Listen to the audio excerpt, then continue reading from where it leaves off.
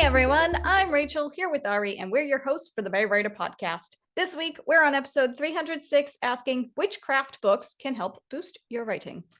Before we start, don't forget to visit and follow our coffee page. You can access lots of free goodies on there, and if you're in a position to support us financially, you can become a Merry Writer for just $2 a month, and that will give you exclusive monthly content. Everything we earn on coffee goes into keeping the show going, so we really do appreciate any support that you can give. So we wanted to talk about writing craft books, and before we started recording, Ari and I were discussing how we don't have very many writing craft books, and we don't really read them because the more you write and the more you learn about your writing style and your voice, you don't necessarily need writing craft books. That's not to say that they don't help and that you don't necessarily need to have them on hand. I have a stack of writing craft books on my desk that I had to dig deep in out of storage. Some books that I completely forgot that I had. I'm not going to talk about all of them. I just want to touch upon a couple that have helped me over the years and some recent books that I found out about that I think can be useful for just about everyone, no matter what stage of writing you're in. And I think writing craft books can be useful for obviously the writing craft as a whole, but it can also be good for research as well, depending on what genre you write and just in general, whatever you're writing about. So with that said, I did want to start with the Howdunit books from Writer's Digest. I have 3 of them. I apologize in advance that this episode's probably going to have a little bit of ASMR because I have paperback copies. I don't like getting digital copies of writing craft books. I have digital copies of writing craft books.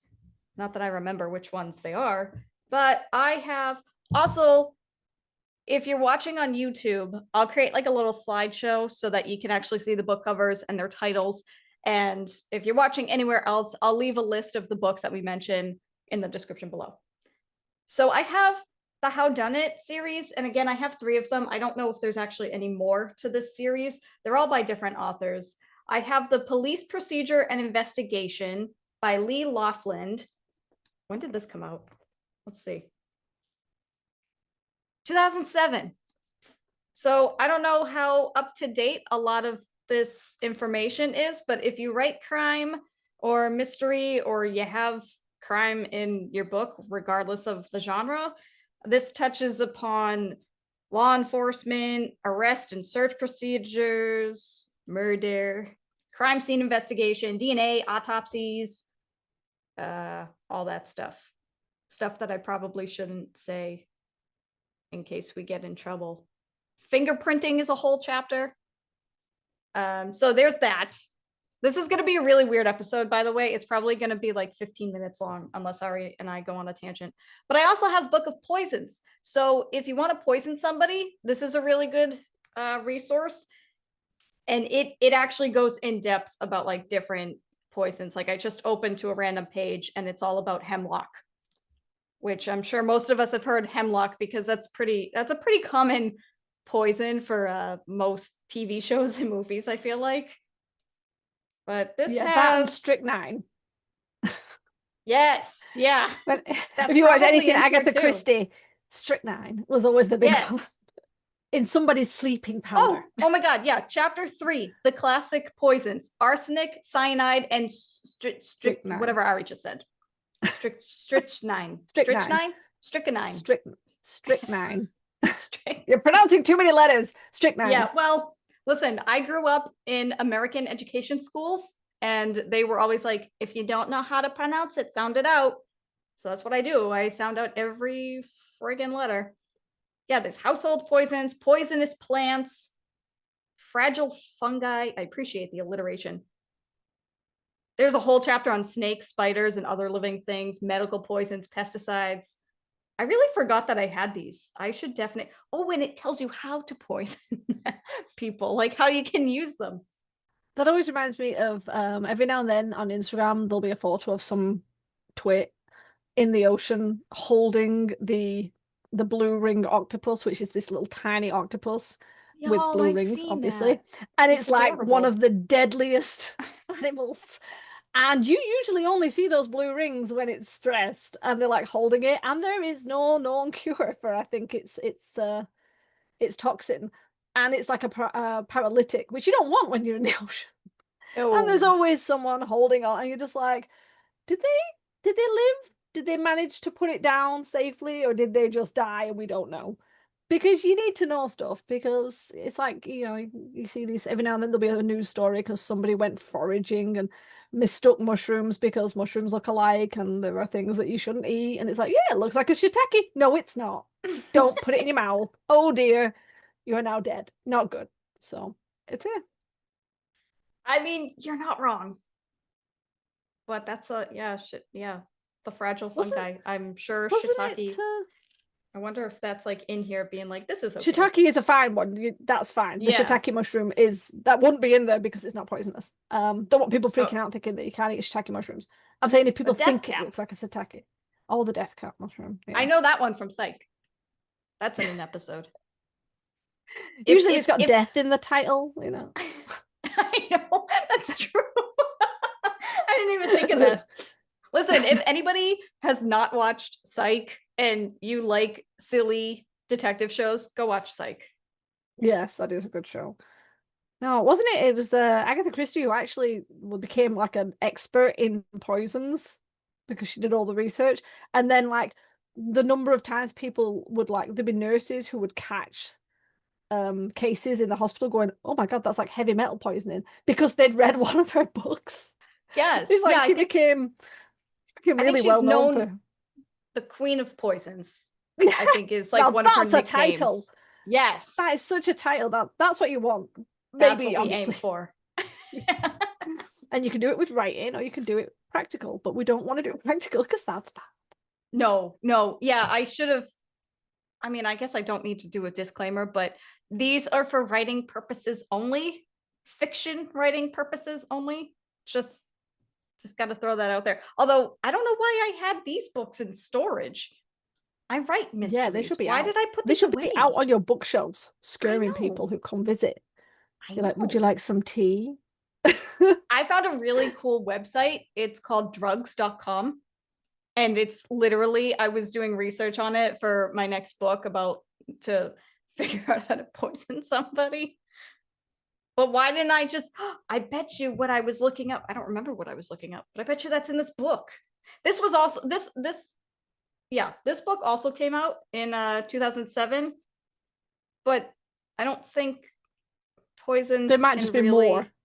No, the stuff will still be there, but they might be now there might be cures and also there might be more. But honestly, books like that are not bad because I am one of those bad people who, when I'm out and I see flowers and things, I'm forever touching things like caterpillars and that.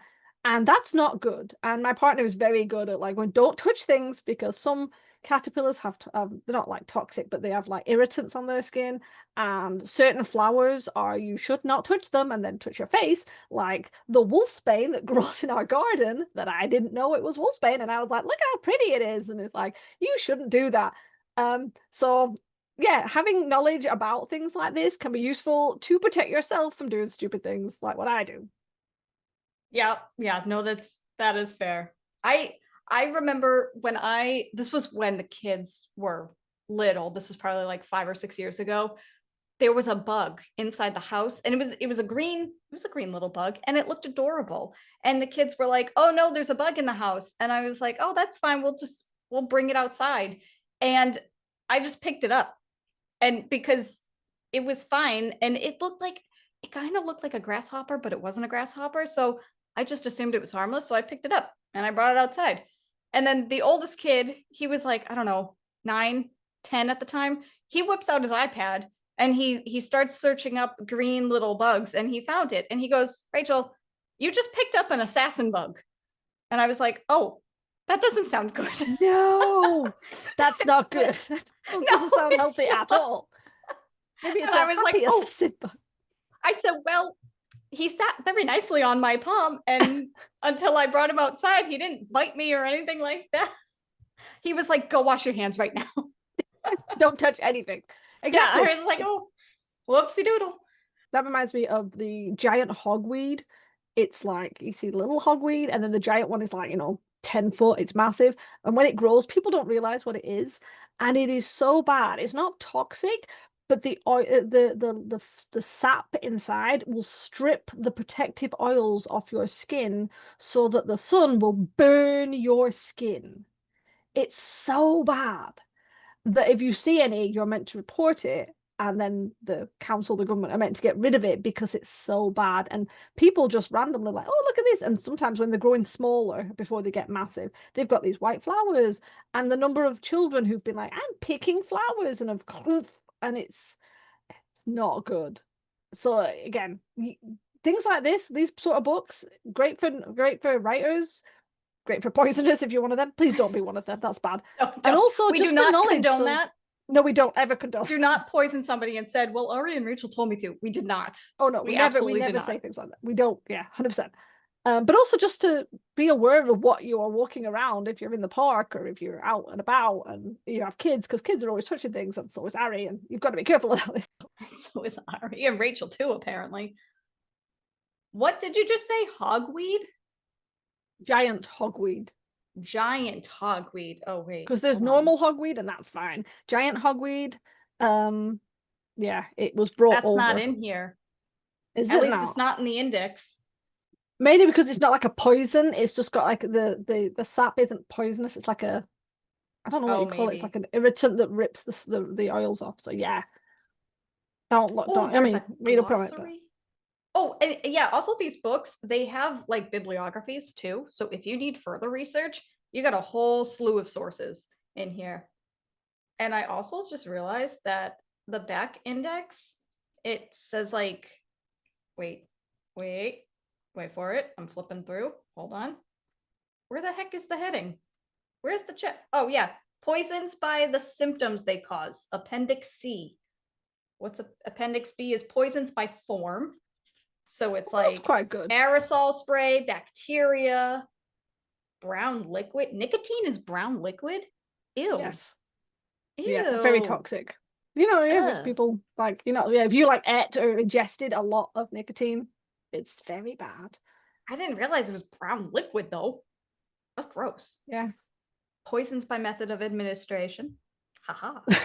This is turning into a poisons podcast rather than a book I know. podcast. We'll move on to the next book. This, I actually have post-it notes in this book, and they're labeled asphyxia, strangulation, autopsies.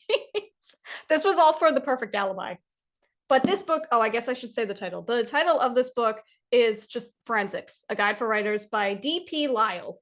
I don't think I said the name of the other one, Book of Poisons by Serita Stevens and Anne Bannon. Yeah, whatever. I'll list it. It's fine. And this one, it's genuine. It's forensics. I don't really know how else to explain this one. This one came out in 2008. And I feel like a lot of this information might be outdated at this point, but it's probably still a good starting point. But I mean, this talks about, oh, this is broken into parts, and then each part has a bunch of chapters. So it's the forensic system, the coroner and the body, the crime scene and the crime lab. So it goes into toxicology reports, DNA, autopsy reports, fingerprints, bloodstains, all of that fun stuff. Oh, and the appendix is forensic science tools. So that's always fun to know. This one's a big book. This is chunky. Where the heck is the page? Oh, there's diagrams for the forensic science tools. That's cool. I don't know what any of this is. You're getting off topic again. You're getting sucked into the book. Again, I don't know why I had these in storage, but here we go. I like how I was like, this is probably going to be like a 15-minute episode unless we go on to tangents. Yeah, this is the first group of books. We still have 3 others to get through. But yeah, that's what I have. The Howdunit series it's from Writer's Digest. I'll leave a link if you write crime fiction, or if you have any crime in whatever genre you write. These are certainly good resources. And like I said, they have a bibliography, so you can kind of go down further with your research if you need other, like, more sources. I'm just going to tag on to that because I have my own crime writing book, and it's the Crime Writer's Reference Guide by Martin Roth. Now, and the tag is 1001 tips for writing the perfect murder, which we all know doesn't exist so far. Now again, I've had this for years, and what I really liked was it did have like a little diagram of like organizational chart, like who was the top, police commissioner, chief of police, chief of staff, and then it broke it down. Whether that's the same anymore, because again, this was from way too many years ago. But it's similar. It's got like crimes and motives, lists of crimes, and then it breaks each one down. Criminals, such as organized crime, modus operandi, explosives, different types of law enforcement and like the requirements. Like, so you got the DEA, the US Marshals Service, Federal Air Marshals, in case you want to do anything with that. Investigations, like how to do those. Things about prisons, the courts, language. Again, a lot of these books, even though we've got older versions because we bought them years ago, you do often find they'll have updated versions and editions. So that's a good thing to know. But let me go on to my other one, which is I found this really useful, and it's more of a writing in general. And it's How to Write a Successful Series by Helen Scheuerer. Now, we've had her on the podcast twice. She is great. And this book was excellent. It's really nicely laid out. I found sometimes certain craft books are a little heavy and a bit dry, and my brain likes, quick and novelty. So sometimes I can't get through a full book. Now, this one, I loved it, and I read it through, and I've made lots of notes. I had a digital copy because I don't like writing in physical copies. And I was just like highlighting and putting notes in it and then referencing all the pages I needed. It touches on like how to approach writing a series from start to end. That's including like for outliners and plotters to pantser writers and discovery writers, things to think about such as foreshadowing and cliffhangers, how to keep your readers over the series, because obviously you'll often find readers will pick up book 1, then some will pick up book 2, and then a few less will pick up book 3. So it's how to keep readers going to go through all the series. And that also it touched on things like target marketing and how to find the readers specific for your book. So I really liked that. It did cover quite a lot. It was mostly about the writing and that, but it really gave you an overall. And again, really easy to read. And good, it was a good reference book. I like to reference it back and forward. So I definitely recommend that. She did do a second one. I am going to try and remember. Give me one moment. I think it was something like how to... Wasn't it how to launch a successful series? Yes, how to launch a successful series. That is another one because she's had several series out. In fact, one of her last ones, she got picked up by a traditional author. So this lady knows what she's talking about. And that was a great book as well. Obviously, if you're still writing, I would recommend the first one. But when you're ready or when you're getting towards thinking about launching your series, the How to Launch Your Successful Series is also a really good book. That covers a lot of information. So yeah, those two I definitely agree with. I definitely recommend. I have not read the Launch a Successful series. Probably should, but I have read the Write a Successful series, and I can concur that it is good and it is fabulous. I have the ebook series, so there's no ASMR with this one while I thumb through it, but it has a lot of useful information, and yeah, it's just good in general. I mean, you guys know that Ari and I, we're very it's very difficult for us to write standalones. So anything that we can learn about producing a successful series for our readers is good, and Helen has a ton of useful information and resources in it. I'm going to continue and talk about my next book, which is a chonker. Well, it's not really a chonker, but it's heavy, even though it's paperback. And this is more of a textbook. It is called Wonderbook by Jeff VanderMeer. And the reason I got this book, or the reason I heard of it, was because I was taking a couple of classes for game narrative design. And one of the assignments I had to do was read a certain section of this book. I forget which section it was. And the professor was like, you can read the section here. You don't have to get the book if you don't want to, but this is the book title and yada, yada, yada. But here's a like PDF of the clip. And I was like, absolutely not. I'm going to get this book because I love textbooks because I'm weird. But this is the illustrated guide to creating imaginative fiction. So it's more so for world building. but it literally covers everything.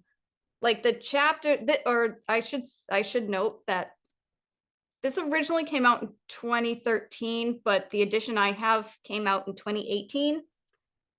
I don't know if there's an updated edition. I just got this within the past year or two. So I think this is the latest edition. I'm not entirely sure.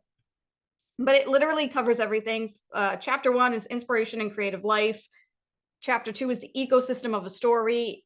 There's a whole chapter on beginnings and endings, narrative design, characterization, world building, revision, and then it has an appendix. It has writing exercises. It goes into a whole, it's really in depth. There's lots of pretty pictures. There's examples of maps. And it's just, if you like the textbook type feel, this is a good resource. And I'm not saying you should just read through the whole thing, because I imagine that's probably pretty dry. But if you need to look up like your first line or something, if you think that, what am I trying to say? If you want to see if you have a solid hook for your book, or well, this page is all about last lines. Like there's examples of last lines from famous books in here. They're all from like the 1900s. Oh, this one's from 2002. I don't know any of these books. I don't even recognize the names of them, but yeah, it's a solid resource for literally anything. If you're looking for editing, just world building, characterization, anything. It's kind of like an all-in-one type of book. I like the sound of that, which is why I'm going to piggyback, because this is what you've done. You've had me rooting through my cupboard now. And you're right about the whole, like, they can be quite dry and like, and I know you like your textbooks, but they're often better for like resources and like referencing. Because I'll be honest, I haven't read, other than the How to Write a Successful Series and How to Launch a Successful Series, I haven't read from cover to cover most of my craft books, because they just aren't, for me, they're just not that good for that. They're not that they're not good. They're not good for that. I find they're good for dipping into, like, a reference. And the one I have that I really like is the Writer's Complete Fantasy Reference. And it's called An Indispensable Compendium of Myth and Magic from the Editors of Writer's Digest Books. And literally on the back, this is what it says. It's like, do you know what a murder hole is? And for those who don't know, a murder hole is a hole, trapdoor, or slit in the floor that allows attacks against the passageway or area below, often located in the gatehouse of a castle. Okay, so now if you have a castle, you can add a murder hole. And this is the sort of thing I use it for, because like it has like the anatomy of a castle, and it goes through the different things like the gatehouse, the hoardings, the palisades, the murder hole, obviously things like the moat, the keep, but you already know. It also has creatures of myth and legend. So if you want to look up things like, you know, the phoenix or the nagas or the, let's pick another one, the kraken, the lamia, the minotaur, the manticore, it gives you a nice like little bit about each one. It discusses different fantasy races. It discusses different types of magics you could come up with. And again, it's more like, oh, am I writing a magical system? I'll look to the magic section. Am I adding some monstrous legendary beasts? I'll go to the creature section. That's what I think about this stuff. It's a reference book. Great for dipping into. And I love how you have like little post-its in yours. I think I need to do that to remind myself like this, because sometimes I forget what's in each book, and then I'll be just like going to the internet. And obviously now with AI doing all the searching these days, even when you try not to house that, you're not even getting good information. So I'd much rather go back to my original books that I like. So yeah, things like that. And if you're one of those people that like highlighting your book, you could do that. That actually hurts my heart, but hey, you do you. That's just the way it is. The other one I definitely have to recommend is the 2 checklist books by author K.M. Allen. Again, we've had her on our show a few times. The main one was the Writing and Editing Checklist, everything you need to take your book from first draft to publication. These checklists are brilliant. They are such a good idea. They go through all sorts of different pages. It can be like what to think about your first draft. What to consider in your first chapter, how to write an action scene, how to write a romance scene. There's so many checklists and things to think about, you know, like word consideration or the grammar and everything. And I like them in digital form. That way you can sort of skim it across on your page and then sort of lie your tablet down while you go through. And she actually has a companion book which is the authoring checklist. Now that is for non-writing. So it's like everything in writing that isn't the actual physical writing. It's everything you as an author are required to know. And that can be things like your writing habits, building a series Bible, dealing with like, you know, imposter syndrome, writing a query letter, how to put together an arc. And it's really good that you've got like both of those. You've got the one that's specific for your writing and editing. I think it's mostly for the one I use. It's like the editing was brilliant, just to kind of catch those errors I keep making or those things you don't think about. But the authoring checklist, I really, really like that because again, it's things you don't always think about or you don't always know automatically. And yes, you could go online, you could search and search and search, but having it laid out like a checklist, I don't know what it is. I love checklists. I'm big on ticking things off, having everything instead of big chunky sentences and paragraphs, having it broken down line by line. I love it. I am always here for checklists. So if you haven't checked those out, I mean, they came out, I was going to say quite recently, but we're recording this way too early. But yeah, grab both of those books. You will definitely find them useful. Yeah, these books came out in June 2025, so they're not even a year old yet. They're fresh. And I agree with Ari. I love checklists and I use checklists for absolutely everything. And I have checklists for a lot of the things that are in this book, but she wrote certain things on her checklist that I didn't even think about. So I've been able to add them to mine. And I already thumbed through the writing and editing checklist and the authoring checklist in a separate notebook. And I made notes of all these things, whether you're writing, editing, or you're doing the business side of just authoring in general. These are a really good resource to help you kind of compile your thoughts together of all the things that you need to do, things that you should do for whatever, for your books. And it's definitely a good one. You should definitely check it out. The ones that we talked about in this episode are some of our favorites. I say my favorites were the Howdunit books, even though I forgot that I owned them. And they're definitely going to stay out of storage from now on, now that I remember they exist. But yeah, I hope this helped. I know this episode was very different from what we usually do. And yeah, I got nothing else to say. So why don't you guys take it away? What are some of your favorite writing craft books? Or, I mean, do you even use writing craft books? I don't know. Tell us in the comments and we can chat about it.